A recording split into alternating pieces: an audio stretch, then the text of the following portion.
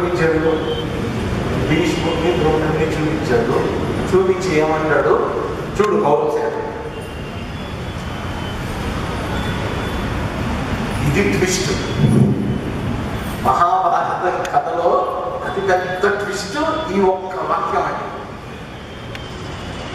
ఏం జరిగిందంటే తీసుకునండి రథాన్ని ఏ దుర్యోధనుడి ముందో, దుశ్శాసనుడి ముందో, కర్ణుడి ముందో, శకుని ముందో, ఈ దుష్ట చతుష్టయం ముందు ఎవరి ముందో అయినా కానీ, కౌరవుల్లో కొంతమంది తమ్ముళ్ళు ఉన్నారు, అన్నదమ్ములు, వాళ్ళ ముందు కానీ ఎక్కడన్నా శ్రీకృష్ణ పరమాత్మ